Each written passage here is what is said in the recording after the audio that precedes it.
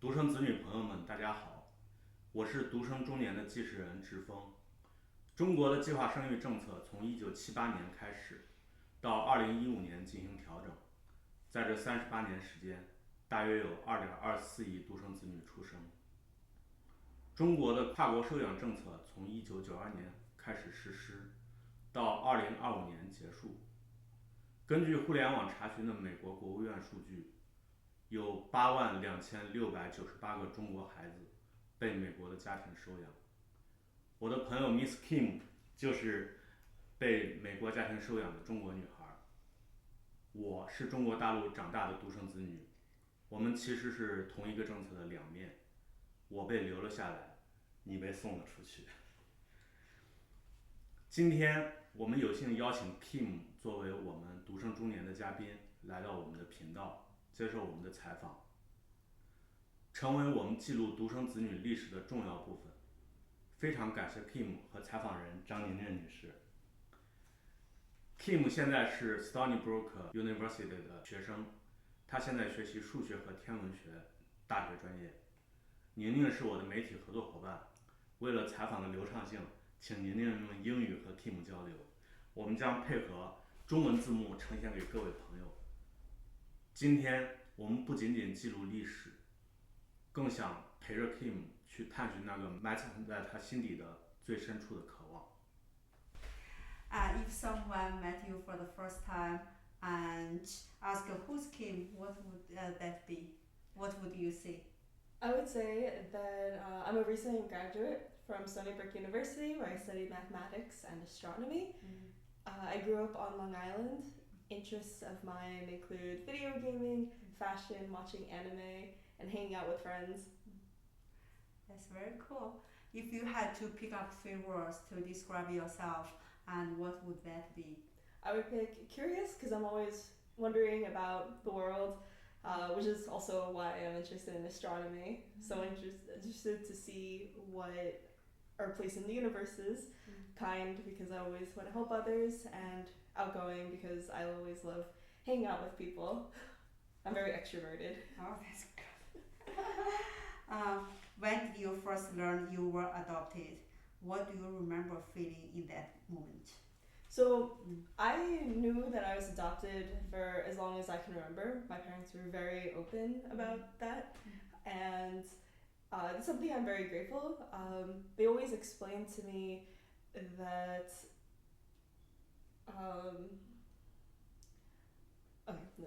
It's okay. Just take your time. Even though we make mistake, we can always to edit something. Okay. Yeah. No, I was thinking of a later question. Don't worry, I will remind you all the questions. So you focus on what you want to explain. I will focus on what the question to ask. I know the same for me. I have to remember. Okay, let me think. Relaxation. Yeah. Let me Keep going. let me think about the next question. Okay, so don't worry. Just, yeah. It's gonna give him more work to say. Oh, okay, which part I have to stop editing. So let us give him more work. Okay. Yeah. So okay, do you want me to repeat the question again? No, it's okay. I can just... Okay. So when I learned I was first adopted, well, I didn't know as long as I can remember. My parents are always really open about that, and I'm grateful that they were. It's a part of who I am, and I guess there wasn't a particular feeling that I had, since it was always something I knew. Okay. Yeah, I guess. There's no particular moments or no particular time that they told me. There's always books that I remember reading, children's books that talked about what it was just having adopted parents and being a Chinese adoptee. I see. Do you have a Chinese name, and what does the name Kim mean to you? So my Chinese name is Ping, and it's actually interesting because it's the same name that Mulan picked in the Disney movie, so I really like that. And to me, Kim, well, the full name for first name is Kimberly. Kimberly, beautiful. Thank you. And it's funny because friends have said to me, "Oh, your full name's Kimberly?" I always thought it was Kim, but to me, Kim kind of gives me that connection with the Asian culture, even though it's more common in Korean. Yeah, Korean, yeah, most of them Korean. Very popular last name. Yes. Yeah. But it still feel connected. Yeah, exactly, because we share a lot of same culture from Korea. Yeah. Okay, the second part. How did your adoptive parents explain your origin to you? Tell me about that. So they would tell me that I was left by a governmental building, only a few days old, and that I was put for adoption in an orphanage, and I lived with many other kids for about 14 months until I was adopted. But they always told me about the one-child policy. But of course, we don't know for sure if that's the reason why I was adopted. It could be because for some reason, like a teen pregnancy, but most likely it was because of the one-child policy. So they always explain that to me, as well as how they came to China and how they were connected with the agency to just to find out that they could adopt me. And they told me about how they prepared to go to China, and like there's the doctor visits to make sure they had all of their vaccines. All documentation, like Exactly. ready for you. Okay. And then they were told that they were sent photos of me, so they always kept a photo of me on their refridge. Wow! It was very cute. And then they came to China, adopted me, and we stayed. I guess my agency had a thing that you stayed with the child for like a few days or so, so you know for sure. Yeah, exactly. And also for them to get familiar about you, and for you, it's kind of also need to get familiar with them. Yes, exactly. And to make sure that they want to make the adoption finalized, and then they came back to America with me. Sounds very good. Is there anything they did for you that you really appreciate? I really appreciate that they were always open to me about adoption.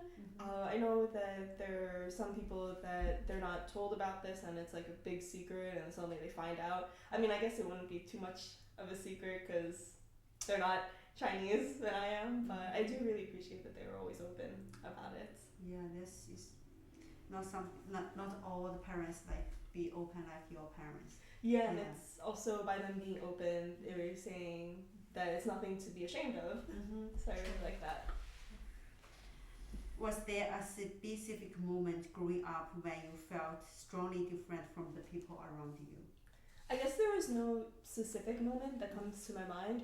Of course, through growing up through school times, I was always the one Asian student, which made things difficult. I mean, even since kindergarten, kids would say things either about my eyes, or they'd say something like, "Oh, you must eat cats and dogs because you're Chinese."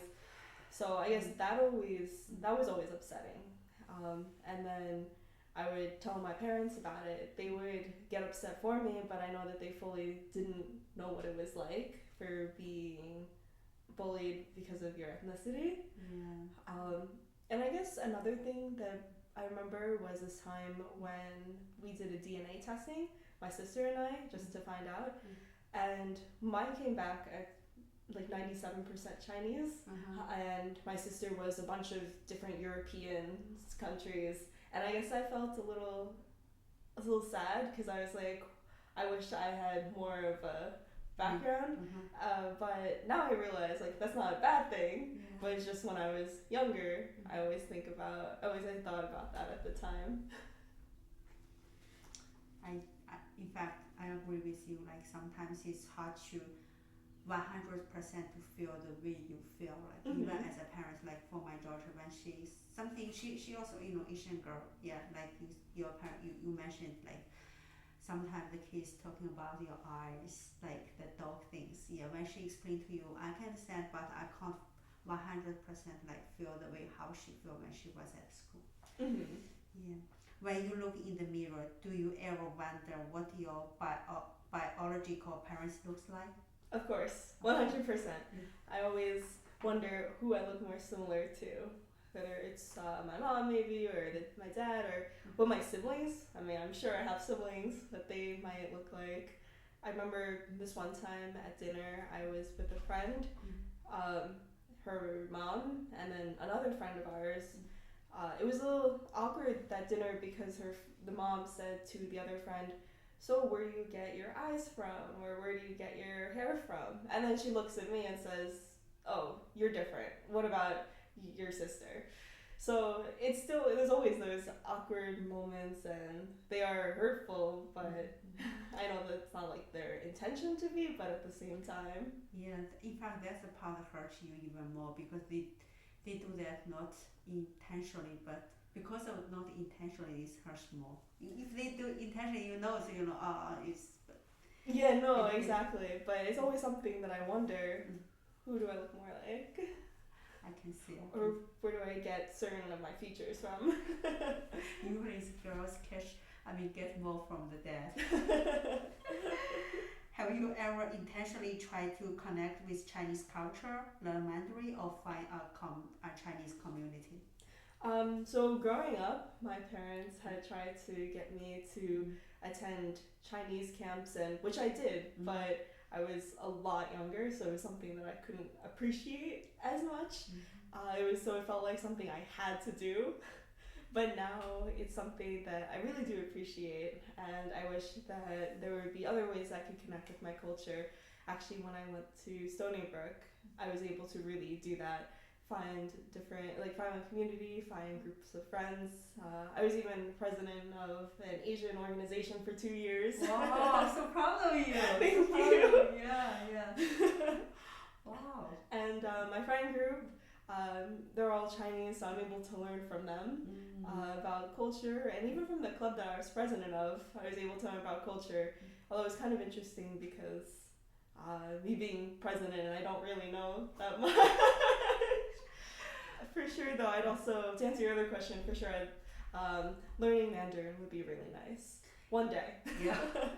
I know it's hard, Mandarin, Yes. they told me it's kind of, compared to English or other language, they said it's so hard to learn. Yes. Yeah, even my daughter, she, before she go to school, her Mandarin is so good, but since, she went to daycare, her Chinese like this. Now she can understand, but it's hard for her to pronounce or to practice.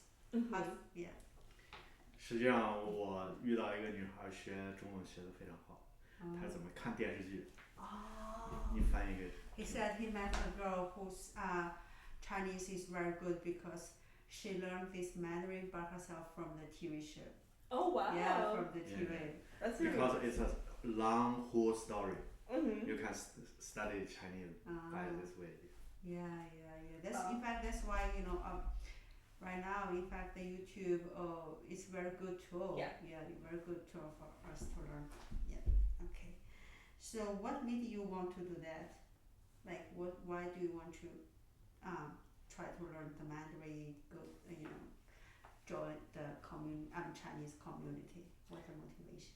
I guess mainly because I want to feel connected some type of way, and I feel that by learning the language or by meeting new friends, having that community is something that I didn't have growing up with, because I grew up with not many Asian people around. Like I said, I was the only Chinese student in school, so by joining these communities or learning Mandarin, you feel you are part of them. Yes, exactly.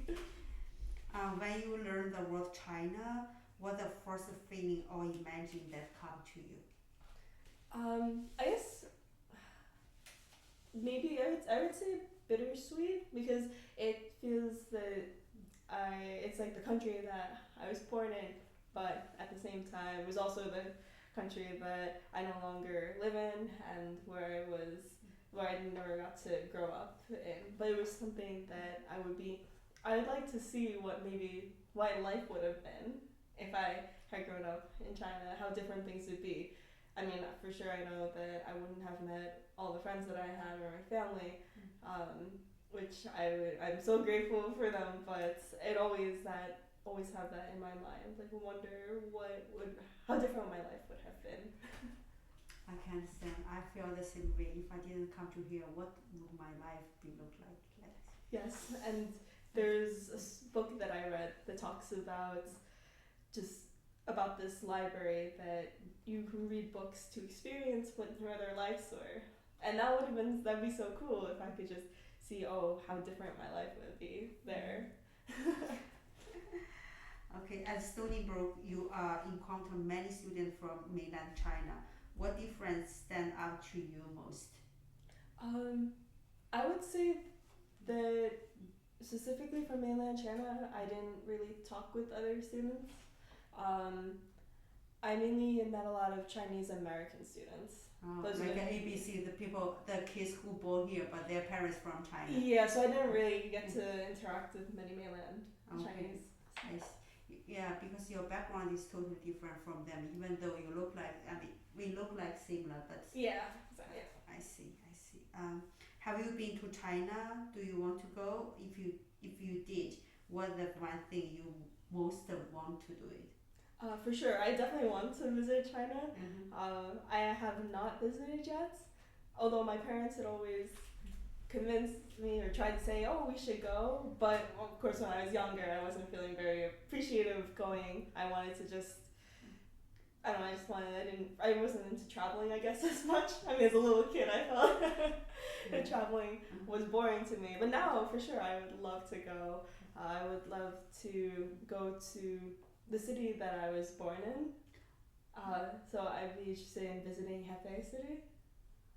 And yeah, just also I've talked to friends who have gone because they have family there, and they say how different China is from here, and it's more advanced than here, and that would be really cool. Or just to go to the big cities. Oh, like Shanghai. Yes, exactly. Also for the food. Oh, for the food. Definitely. Yeah. I totally agree. Because I enjoy the food that's around Stony Brook, and I appreciate that it's good, but it's not the same. Like I want to see what real. Here is American style Chinese food. Yeah. I want to see what real Chinese food tastes like. Oh, my mouth's not full of water. Okay. Part 4. Okay. How do you understand China's one-child policy, and when did you first learn about it? So what I understand about it is that parents, due to overpopulation, parents had to were only allowed to have one child at a time. Usually they would pick the boy because the boy would carry on the family's name. So usually they didn't keep the girl, they put up for adoption. And I've always known about it because whenever my parents talked about adoption, they can't leave, and that part is like crucial to my background. It's a crucial piece to know why I was possibly put up for adoption. I see. Okay, some people see stories like yours as connected to the policy, but your life also became something completely different in the US. How do you personally make sense of that? I would say, I guess there's no particular feeling that I have that would be for that trade-off. I guess kind of like what I was saying before about seeing how different my life would be, how interesting it would have been to see if I was in China, if I grew up in China, would I still be into the same things that I'm into now? Would I still want to be pursuing a career in astronomy? Things like that.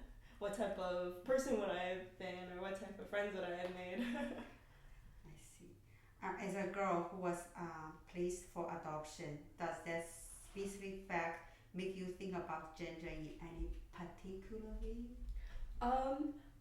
For sure, because the boy would carry on the last name. Although I feel like it's not just in Chinese culture with the genders.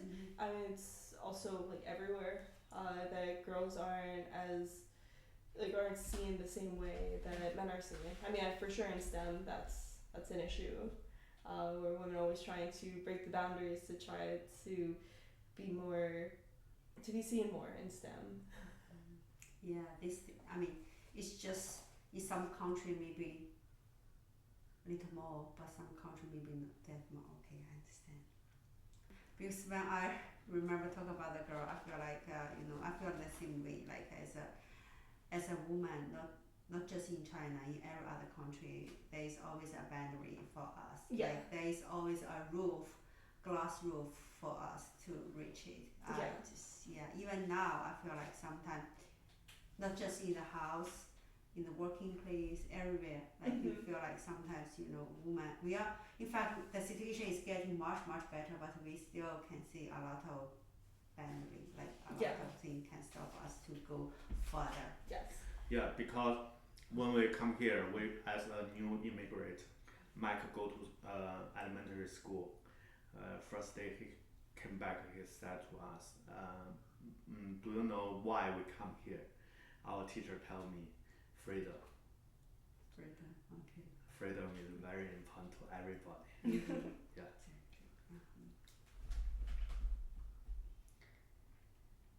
Besides living in China geographically, what do you feel is the most important thing this history took from you?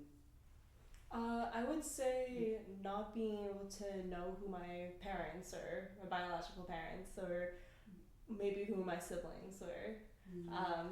Yeah, because I want to learn more about them to see what they were like. Do you feel resentment toward your biological parents, or is it more curiosity and empathy? I'd say curiosity. I understand that during the time it was very difficult for them. I mean, they could have gotten in big trouble. They had 2 children. Of course, it hurts that they would want to keep a guy, possibly. I mean, I don't know the full story, so I can't say for sure. I guess I would say curious, to just learn about the situation, to see what happened. Have you ever tried to search for your biological parents or thought serious about them? I have never looked for them. I'm not really sure how to even start. Though I've heard that it's difficult to find the biological parents because maybe that they're too scared or concerned what could happen if they go public about having another child or that they had another child. So I guess mainly though, I never knew where to start. I see. Have you ever imagined what you might say if you met them? What I would say?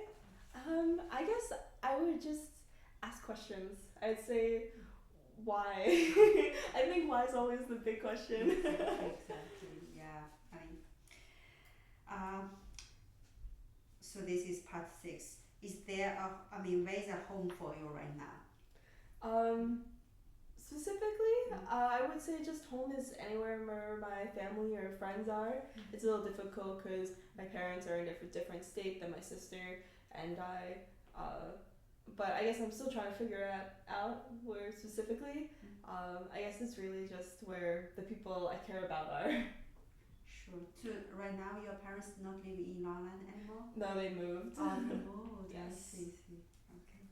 Do you prefer to call yourself American Chinese or Chinese American, and why? I would say that I call myself Chinese because I was born there. Although I don't have a Chinese citizenship, I still like to say that I am Chinese because that's where I was born. That's where my culture and ethnicity is. Oh, I'm so happy to see that. If you could say one sentence to the policymaker who created the era, so what would it be? I would mainly ask them, I think, questions and say something. I'd ask if they realized how much of an impact they would be making for many other kids or even parents that felt that they couldn't keep their kid. But mainly just ask if they realized how much of an impact things would maybe make. Do you have a question? Last question. No, this is I still have one more question to ask. Oh, please. What's something about you that people usually misunderstand, or never ever think to ask?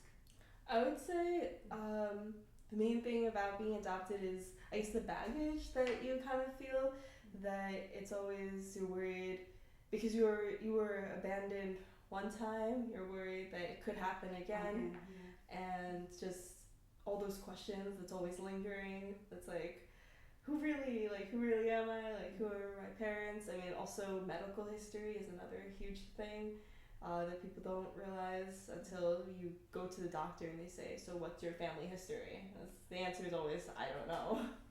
I see. Sorry, I just when you talk about that, I just remember one question, but now I feel like I forgot. Like, 我有问题想问， okay. 但是我需要你翻译。 Okay. 因为这个频道呢已经有几千个关注，也有几十万的播放，所以呢，如果我们把这个内容放在中国大陆的 app 上，会有很多人看到。如果Kim 的父母是亲生父母看到这个节目，要和 Kim 联系的话 ，Kim 愿意吗？或者是能接受吗？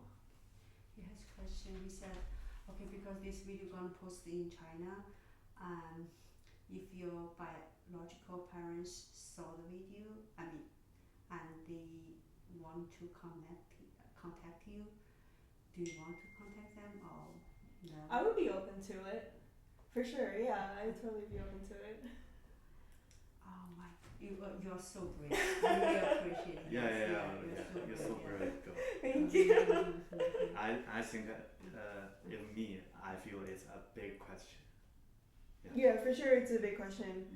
Just so many, like, sometimes I've read a story about a girl who wanted to meet her biological parents, and then when she did, she later felt that maybe it was better left unknown. Yeah. But I would be open. Yeah. I see. Add a last question. 我想请 Kim 给美国的父母和中国的父母各说一句话吧。 Okay. He said the last question is he wanted you to ask a question for your parents from here and also for your biological parents in China. Like, talk to them in one sentence. Like, give them one, like, just, for example, if you have to talk to them in one sentence for both parents, which one you want to, what would you say?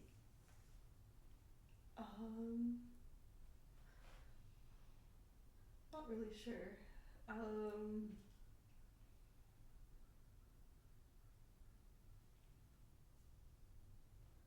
I would say to my adopted parents, I would thank them very much for the life that they bring me here, and for my biological parents,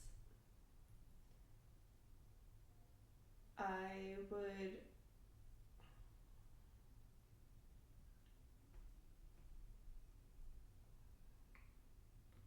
trying to think what I would say. This is just personal question I want to ask. As you mentioned, in fact, I just remember, like, Yeah. you said, do you ever, like, you worry about when you were young, like, because you said, like, you is kind of abandoned one time. Do you always, like, worry about you going to be abandoned again from here? I know my parents would never abandon me, but I guess it's always something that it's like, well, it happened once, like, what if it happens again? But I know my parents would never do that, but. I see. Oh, that's so happy for you. Yeah, so happy. Even though the beginning of the story is not good, but I'm happy you have parents who love you so Yes. much. And Yes. that's a very good one. So your elder sister also adopted? No. No, sure. Okay. Yeah, she's my parents' biological kid. I see. But I guess the other difficult thing about adoption is that they wanted parents who were older. So that meant that my parents were older when they adopted me, and so it kind of, I don't know, it feels also that, like, I don't know, just always worrying because they're older parents. 今天 Kim 的勇敢触动了我们，像 Kim 这样在跨国收养背景下成长的孩子，在全球有16万名，每一个生命都是一段不可复制的历史。我们有义务去记录他们的故事。在这里，我代表独生中年，向全球收养中国孩子的妈妈和爸爸表示感谢。在我发起有偿征稿，如果您也有独生子女的故事，或者您是这段历史的亲历者，欢迎联系我们，我们愿意提供微薄的稿酬，与您一起记录这段属于我们的共同的历史。你的故事值得被世界听见和看见。谢谢。